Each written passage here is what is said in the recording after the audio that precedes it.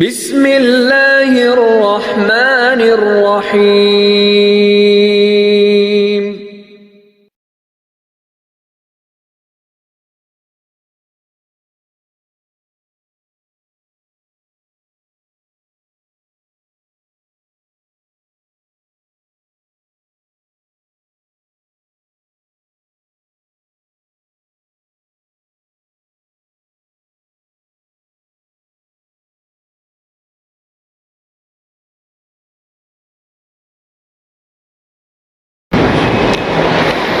السلام علیکم ورحمۃ اللہ وبرکاتہ۔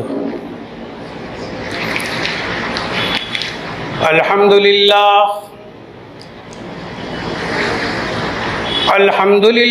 نحمده ونستعینه ونستغفره ونؤمن به ونتوکل علیہ ونعوذ باللہ من شرور انفسنا ومن سیئات اعمالنا، من يهده الله فلا مضل له ومن يضلل فلا هادي له، ونشهد أن لا إله إلا الله وحده لا شريك له، ونشهد أن سيدنا ونبينا ومولانا محمدا عبده ورسوله، أما بعد فيا معشر الإخوان، قال الله تعالى في القرآن المجيد والفرقان الحميد، أعوذ بالله من الشيطان الرجيم، بسم الله الرحمن الرحيم، وأنتم الأعلون إن كنتم مؤمنين، وقال في موضع قل إن كان آباؤكم وأبناؤكم وأزواجكم وعشيرتكم وأموال اقترفتموها وتجارة تخشون كسادها ومساكن ترضونها أحب إليكم من الله ورسوله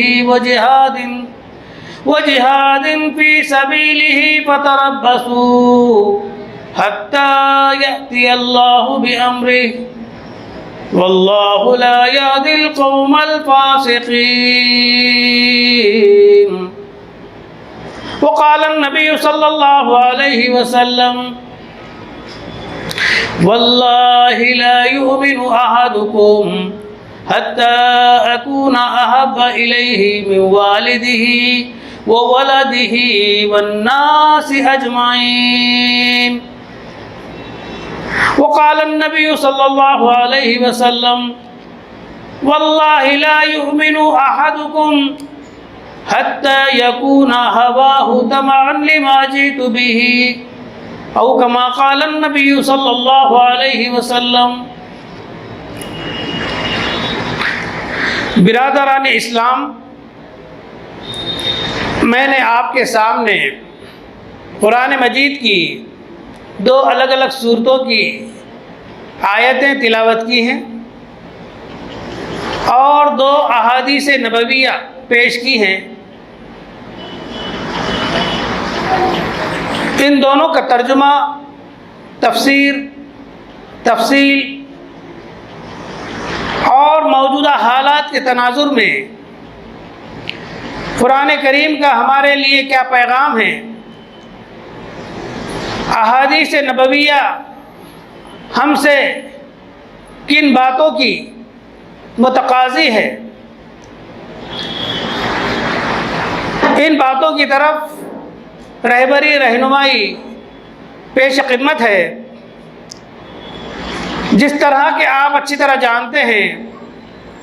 کہ قمری سال کا آغاز ماہ محرم سے ہوتا ہے اور قمری سال کا اختتام ماہ ذی الحجہ پر ہوتا ہے، چاہے مہینہ محرم الحرام کا ہو چاہے مہینہ ذی الحجہ کا ہو، بہت ساری قربانیاں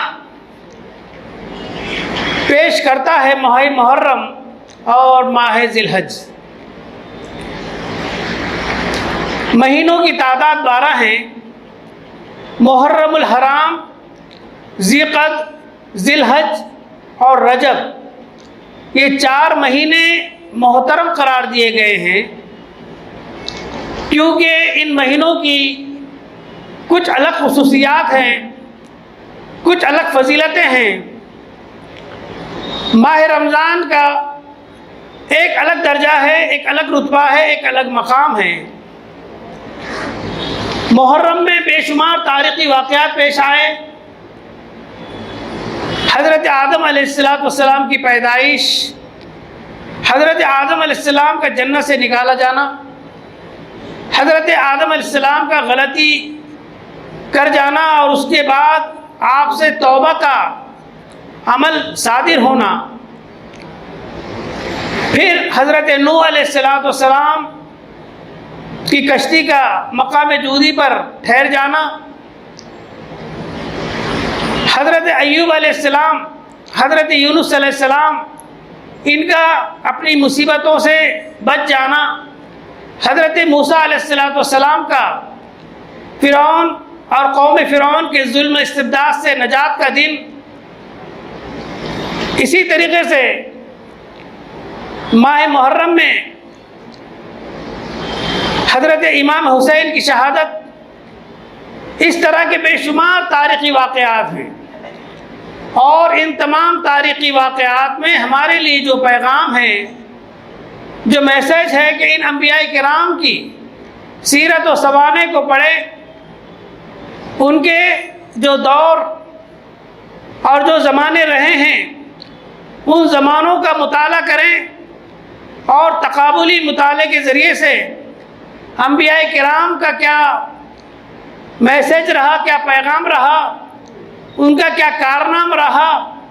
اور ان قوموں کے اندر کیا عادتیں تھیں، کیا برائیاں تھیں، اور وہ کیا عادتیں اور حرکتیں تھیں جس کی وجہ سے وہ قوم تباہ ہوئی، برباد ہوئی، ہلاک ہوئی، غرق ہوئی۔ ان ساری باتوں کا تاریخی مطالعہ بے حد ضروری ہے۔ ہم واقعات سنتے ہیں اور ان تاریخی واقعات کا مطالعہ بھی کرتے ہیں، وعظ و بیان میں، تقریر میں، کتاب خداوندی میں، احادیث نبویہ کے ذریعے سے بھی ہمیں ان چیزوں کی طرف رہنمائی ہوتی ہے، اشارے ملتے ہیں۔ لیکن ان تاریخی واقعات کو بیان کرنے کا مقصد دراصل یہ ہوتا ہے کہ ان قصے اور واقعات سے سبق آموز ہونے کی وجہ سے ان سے سبق حاصل کیا جائے، عبرت آموز اور عبرت آموز جو اسباق ہیں ان سے عبرت لی جائے۔ ماہ سفر قمری مہینے کا ایک دوسرا مہینہ ہے۔ عام طور پر سفر کے مہینے کو منحوس تصور کیا جاتا ہے، جبکہ قرآن و حدیث کی روشنی میں ہمیں یہ بات ملتی ہے کہ کوئی مہینہ منحوس نہیں ہے۔ حضرت محمد صلی اللہ علیہ وسلم بیمار ضرور ہوئے ہیں، لیکن ماہ سفر اس وجہ سے منحوس ہو جائے ایسی کوئی حدیث میں دلیل نہیں ملتی، قرآن اور حدیث میں ہماری ایسی کوئی رہنمائی نہیں ملتی۔ ماہ سفر میں آخری چہارشنبہ منایا جاتا ہے، اور لوگوں میں یہ بات مشہور عام ہے کہ حضور صلی اللہ علیہ وسلم کی طبیعت اور صحت اچھی ہوئی، لہذا خوشیاں منائی جاتی ہیں۔ بعض روایت میں تو آتا ہے کہ سفر کے آخری دنوں میں تو حضور اور سخت بیمار ہوئے۔ دراصل یہودیوں کے نزدیک آخری چہارشنبہ منایا جاتا ہے۔ ممکن ہے حضور صلی اللہ علیہ وسلم کی بیماری کی وہ خوشیاں مناتے ہوں۔ اسلامی عقیدہ یہ ہے کہ کوئی مہینہ منحوس نہیں، لا عدوى ولا طیرۃ ولا حامۃ ولا سفر،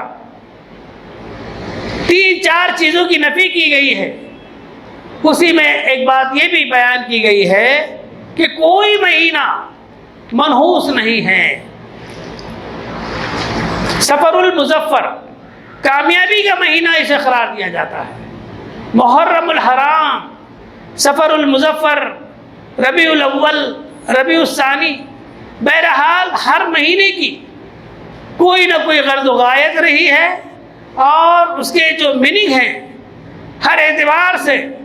محرم الحرام کو محرم الحرام اس لیے کہا جاتا ہے کہ ایسا مہینہ جو نہایت محترم مہینہ ہے۔ ان عدت الشہور عند اللہ 12 شہرا فی کتاب اللہ منها 4 حرم۔ اللہ تبارک و تعالیٰ کے یہاں مہینوں کی تعداد 12 ہیں، اور ان میں سے 4 مہینے بڑے معتبر ہیں، بڑے حرمت والے ہیں، محترم ہیں۔ ایک ہے ذی القعدہ، ایک ہے ذی الحجہ، اور ایک ہے محرم، اور ایک ہے رجب۔ بہرحال میں نے آپ کے سامنے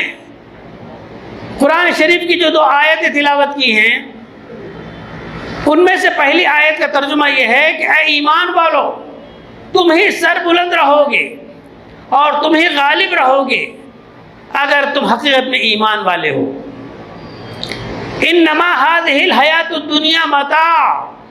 والآخرۃ ہی دار القرار۔ انسانی زندگی کس طرح گزاری جائے اور اس دنیاوی زندگی میں انسان کس طرح رہا جائے، اس کی حقیقت یوں بیان کی گئی کہ یہ دنیاوی زندگی چند روزہ فائدہ اٹھانے کی جگہ ہے۔ انما هذه الحیات الدنیا متاع والآخرۃ ہی دار القرار، اور آخرت یہ ہمیشہ ہمیشہ رہنے کی جگہ ہے۔ بل تؤثرون الحیات الدنیا والآخرۃ خیر وابقیٰ۔ ہم دنیاوی زندگی جس طرح گزار رہے ہیں، ہم اپنے سماج میں، ہم اپنے معاشرے میں، اپنے خاندان میں، ہم اپنے اہل و عیال کے ساتھ، والدین اور رشتہ داروں کے ساتھ، عام برادران وطن کے ساتھ ہمارا طرز زندگی کیا ہے، ہمارا معاملہ کیا ہے، ہماری طرز معاشرت کیا ہے۔ اگر اسلامی زندگی ہوتی تو اس طرح کے مصائب اور مسائل کا ہم شکار نہ ہوتے۔ تم تو دنیاوی زندگی کو ترجیح دیتے ہو۔ بل تؤثرون الحیات الدنیا والآخرۃ خیر وابقیٰ، در حقیقت آخرت کی زندگی بہترین زندگی اور پائیدار زندگی ہے۔ بل تحبون العاجلۃ وتذرون الآخرہ۔ قرآن میں ایک جگہ یہ کہا گیا ہے کہ تم دنیاوی زندگی سے محبت رکھتے ہو اور آخرت کو فراموش کر دیتے ہو۔ الحمدللہ ہم اس بات پر بڑے فرحاں و شاداں ہیں، اور اس بات پہ ہمیں فخر کرنا چاہیے کہ ہم نے کلمہ توحید کا اقرار کیا ہے، محمد صلی اللہ علیہ وسلم کی رسالت کا اقرار کیا ہے، لا الہ الا اللہ محمد الرسول اللہ صلی اللہ علیہ وسلم۔ یہ جو ہم نے جو کلمہ پڑھا ہے، اس کلمے کا جو وزن ہے، اگر ساری زمین اور سارے آسمان ایک پلڑے میں رکھ دی جائیں اور یہ کلمہ طیبہ ایک پلڑے میں رکھ دیا جائے تو کلمہ طیبہ کا وزن بڑھ جائے گا۔ من قال لا الہ الا اللہ دخل الجنہ۔ اسی کلمہ طیبہ کے بارے میں حضرت محمد صلی اللہ علیہ وسلم کا یہ فرمان ہے کہ جس کسی نے کلمہ لا الہ الا اللہ محمد رسول اللہ پڑھا، گویا کہ وہ جنت میں داخل ہو گیا۔ یقیناً کلمہ بہت وزنی ہے، بہت میننگ فل ہے، اپنے اندر بہت وسعت رکھتا ہے، لیکن کیا ہم نے اس کلمے کی گہرائی اور گہرائی کو ناپا؟ کلمے کے تقاضوں پر غور و فکر کیا؟ کیا ہم نے کبھی دیکھا کہ کلمہ ہم سے کن باتوں کا متقاضی ہے اور کیا چاہتا ہے یہ کلمہ؟ ہم زیادہ سے زیادہ کلمے کو پڑھتے ہیں اور کلمے کا ترجمہ جانتے ہیں کہ کوئی معبود نہیں سوائے اللہ کے، نہیں ہے کوئی معبود سوائے اللہ کے، اور محمد صلی اللہ علیہ وسلم اللہ کے رسول ہیں۔ لیکن ہمیں اس کلمے کی گہرائی کو دیکھنا چاہیے، اس کے معنویت کو دیکھنا چاہیے، اس کی گہرائی کو دیکھنا چاہیے، اور اس کلمے کے تقاضوں پر نظر ہونی چاہیے۔ ہے تو مختصر سا کلمہ، 2 حصوں پر مشتمل کلمہ، لا الہ الا اللہ ایک حصہ، محمد رسول اللہ یہ دوسرا حصہ۔ لا الہ الا اللہ 12 حروف بنتے ہیں، محمد رسول اللہ اس کے بھی 12 حروف بنتے ہیں۔ گویا کہ 24 حرفوں پر مشتمل مختصر سا کلمہ دراصل اس بات کا متقاضی ہے کہ ہم ان دونوں کلموں کے مطابق زندگی گزاریں، کہ یہ دنیاوی زندگی بہت ہی مختصر سی زندگی ہے، خدا کی طرف سے دی گئی ایک امانت ہے اور اللہ تبارک و تعالیٰ کی طرف سے دی ہوئی ایک نعمت ہے۔ نعمت کا یہ تقاضا ہوتا ہے کہ اس کی قدر کی جائے، اور امانت کا تقاضا یہ ہوتا ہے کہ اس کی حفاظت کی جائے۔ اللہ تبارک و تعالیٰ نے ہمیں جو یہ زندگی دی ہے اور اس دنیاوی زندگی کو دارالعمل بنایا ہے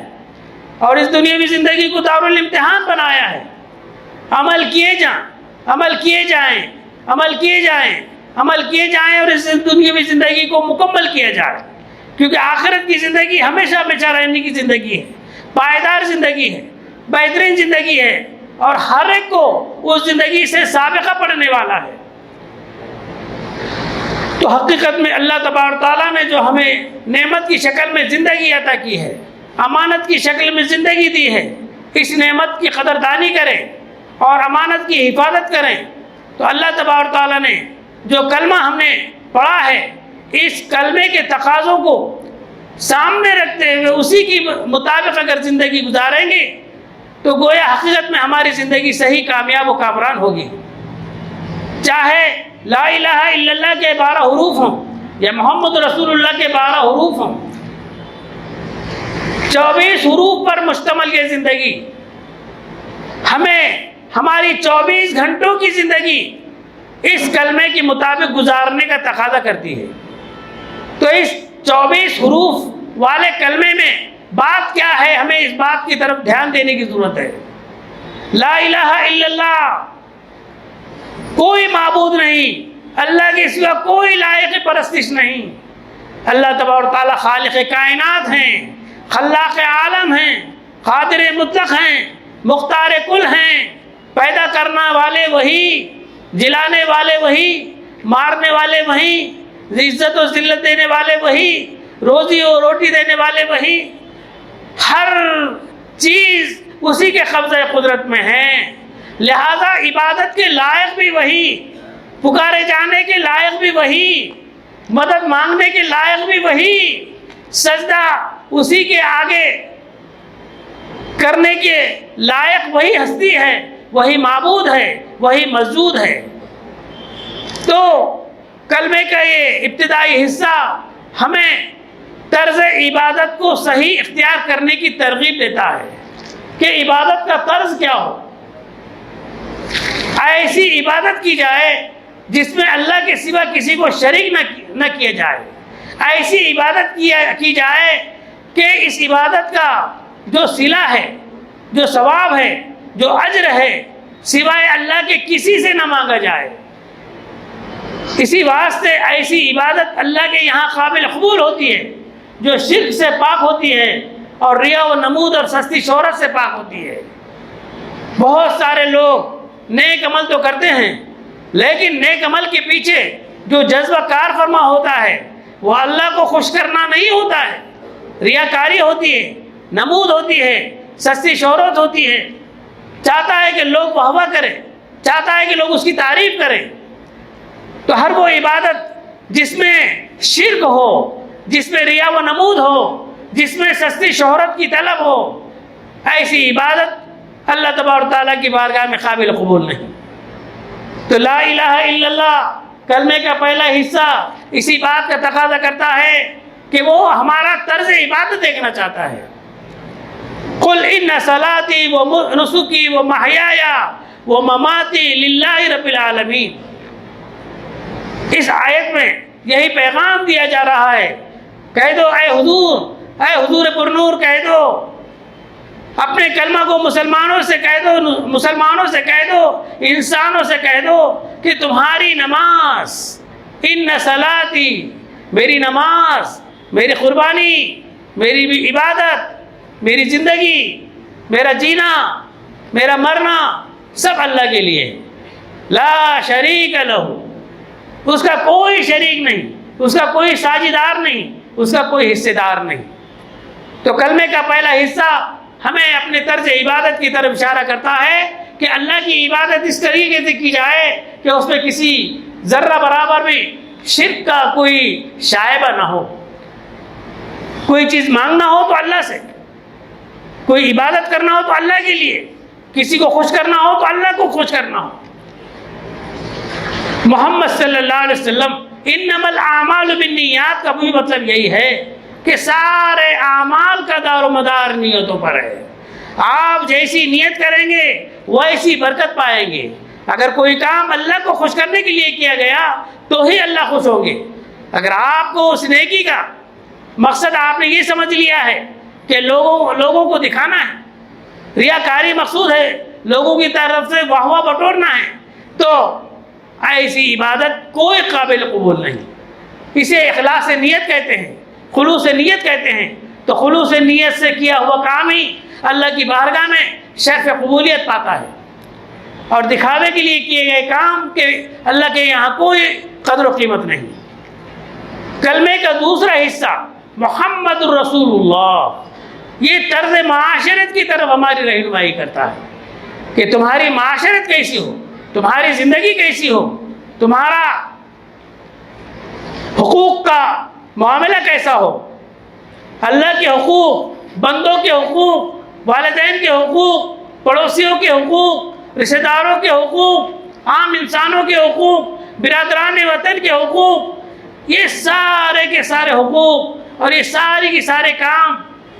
طرز معاشرت جو اپنائی جائے وہ حضور صلی اللہ علیہ وسلم کی اپنائی جائے.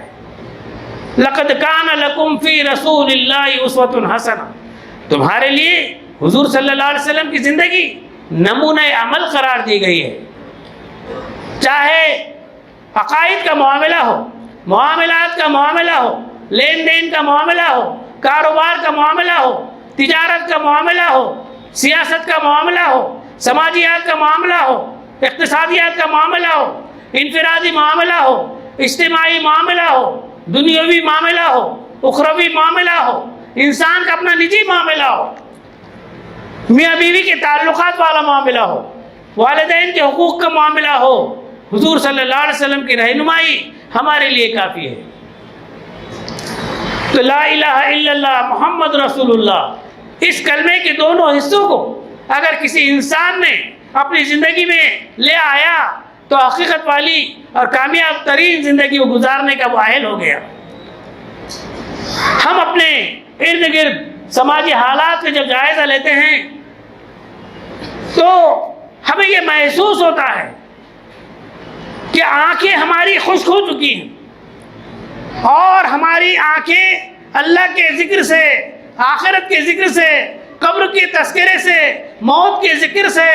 لوگ جو مر رہے ہیں ہاتھوں سے ہم انہیں دفن کر رہے ہیں، انہیں کاندھا دے رہے ہیں، نماز جنازہ ادا کر رہے ہیں، قبرستانوں میں ہم ان کے پیچھے جا رہے ہیں، لیکن ہم ان ساری چیزوں سے عبرت لینے کے موقف میں نہیں ہیں. اور ایسا بہت کم لوگ خیال کرتے ہیں کہ آج ان کی موت ہے، کل ہماری باری ہے اور ہمیں بھی آخرت کی تیاری کرنی ضروری ہے.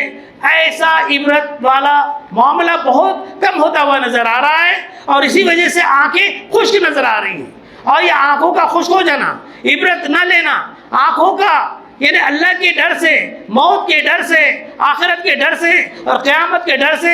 آنکھوں کا نہ بہنا، اشک ندامت نہ آنا، یہ دلوں کی سختی کی وجہ سے.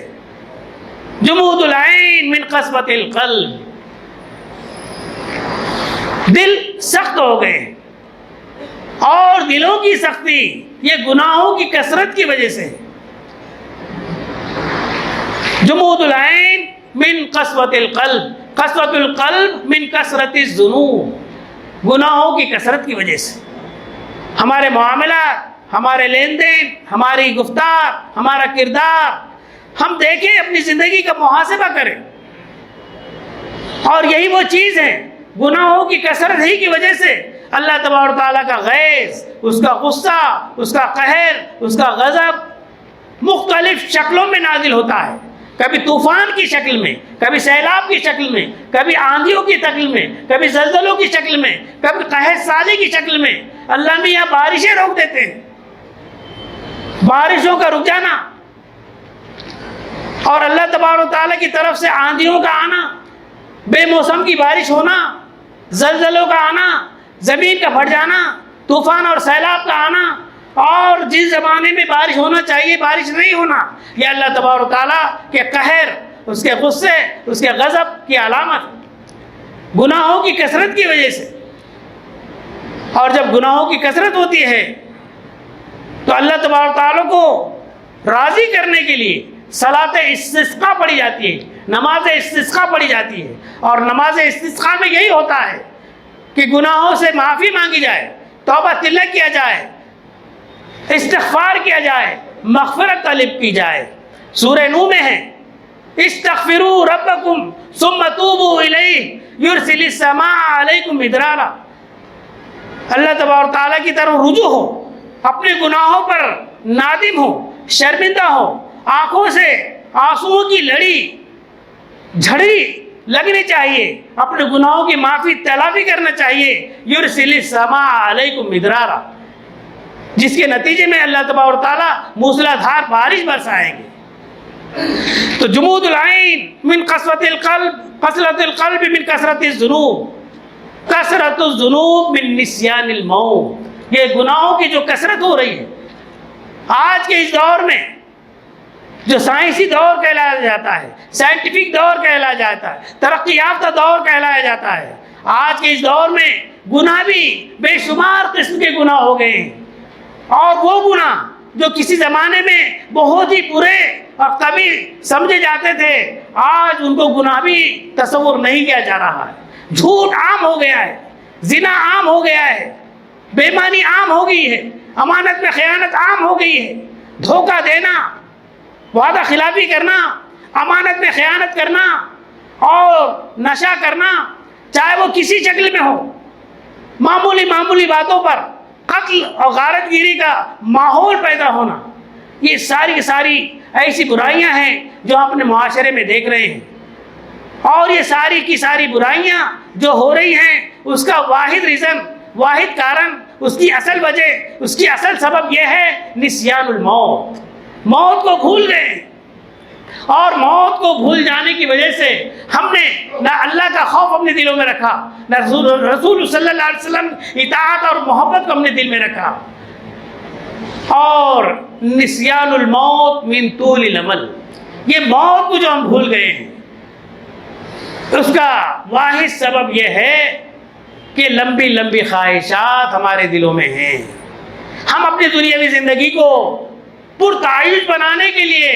حیران ہیں، پریشان ہیں، اور ساری زندگی کی تگ و دو صرف اسی بات پر منحصر ہو رہی ہے کہ ہماری زندگی خوشحال گزر جائے۔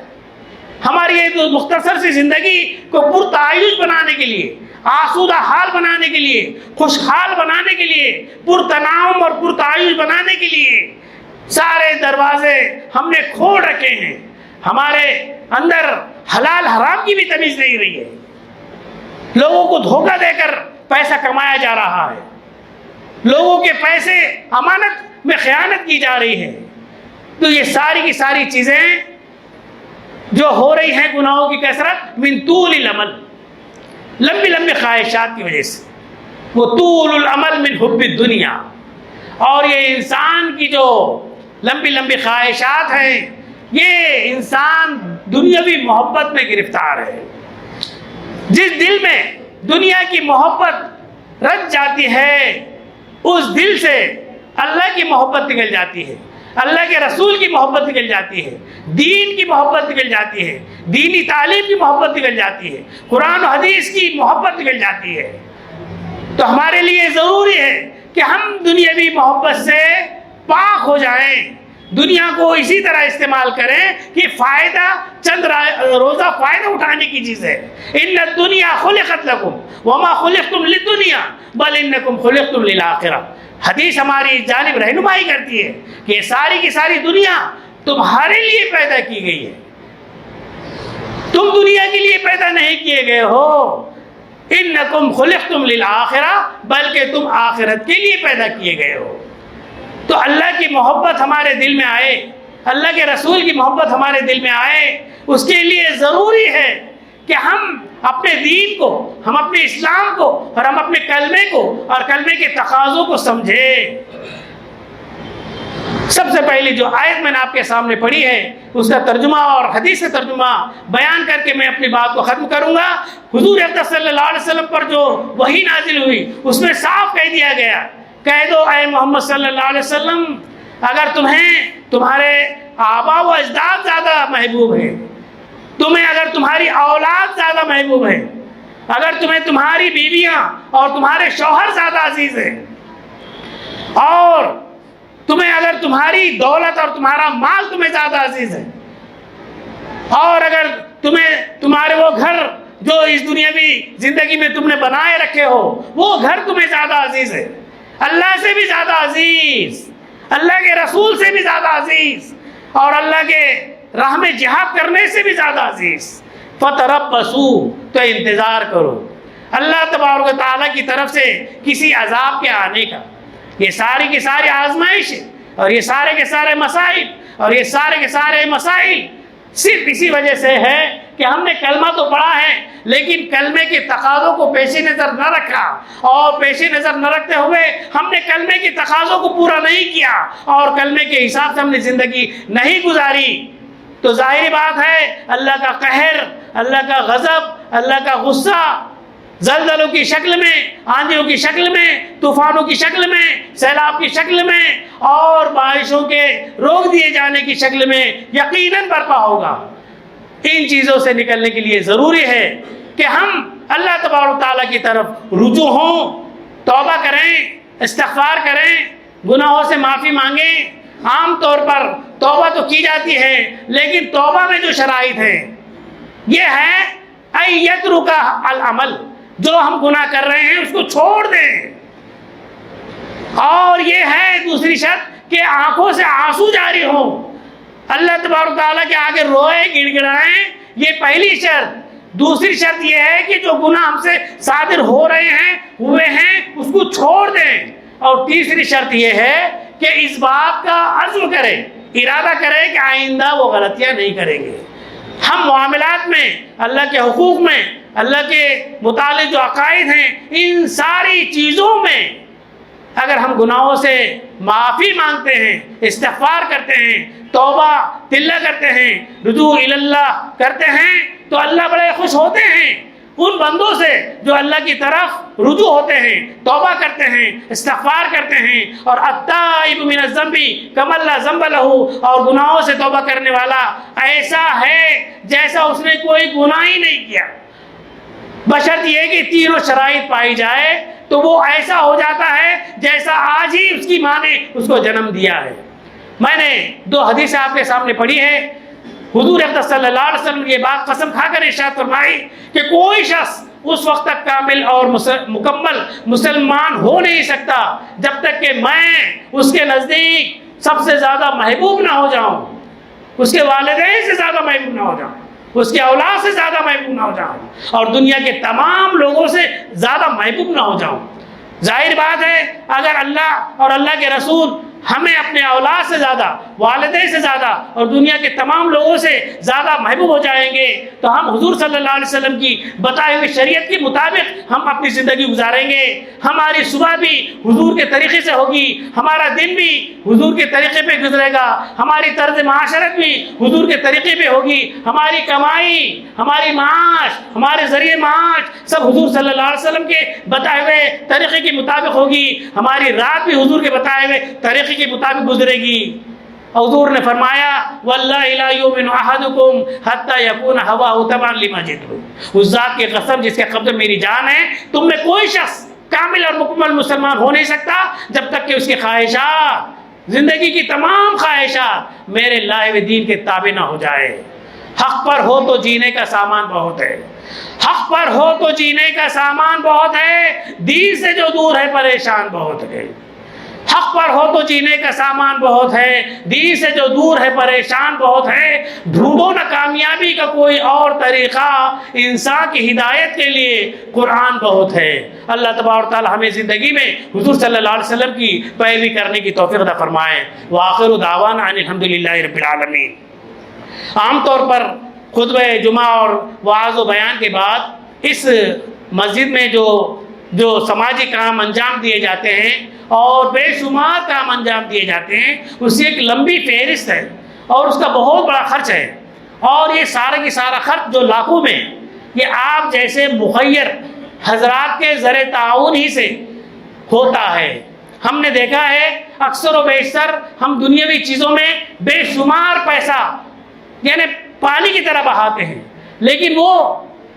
راستہ جو ہماری زندگی کے بعد بھی وہ صدقہ خیر خیرات ہماری زندگی کے بعد بھی بطور صدقہ جاریہ کام آئے گا، یہی زر تعاون ہے جو بیوہ کے لیے، یتیم کے لیے، بے کس کے لیے، مجبوروں کے لیے، بھوکوں کے لیے، پریشان حالوں کے لیے یہاں جو کام کیے جاتے ہیں، اس کام میں اگر ہمارا پیسہ لگتا ہے تو ہماری یہ دنیاوی زندگی بھی کامیاب و کامران ہوگی، اور آخرت کی زندگی میں بھی یہ آپ کا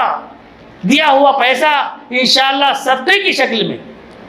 آپ کو ریفنڈ ملے گا، ریٹرن ملے گا۔ انسان جب مرتا ہے اور مرنے کے بعد اس کو جب موقع دیا جائے گا تو سب سے پہلے وہ دنیا میں واپس ہونے کے بعد اللہ سے کہے گا مجھے دنیا میں دوبارہ لوٹا دو، فَأَصَّدَّقَ وَأَكُن مِّنَ الصَّالِحِينَ، تاکہ میں صدقہ کروں اور نیک لوگوں میں ہو جاؤں۔ تو مرنے کے بعد اگر کوئی مرنے والا انسان اس بات کی خواہش کرے گا کہ دوبارہ اسے زندگی عطا ہوئی تو وہ صدقے کے کام کرے گا، اللہ کی راہ میں خرچ کرنے کے کام کرے گا۔ ہمیں موقع ہے، ہمیں اللہ تبارک تعالیٰ نے زندگی عطا کیا ہے، تو اس زندگی میں جتنا ہو سکا دامے درمے سخنے بڑھ چڑھ کر حصہ لیں۔ شیطان ایسے موقع پر بہت بہکاتا ہے، ہم دیکھتے ہیں 100-200 روپے یوں خرچ کر دیتے ہیں بیڑی میں، سگریٹ میں، پان میں، گٹکے میں،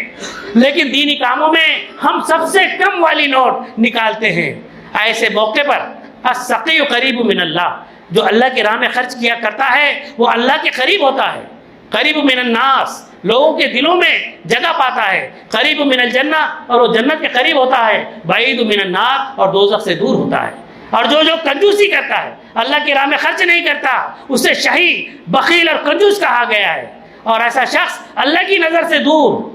لوگوں کی نظر سے دور، جنت سے دور اور دوزخ سے قریب ہوتا ہے۔ اللہ تبارک تعالی ہمیں جنت سے قریب کرنے والے عمل کرنے کی توفیق عطا فرمائے۔ وآخر دعوانا ان الحمد للہ رب العالمین۔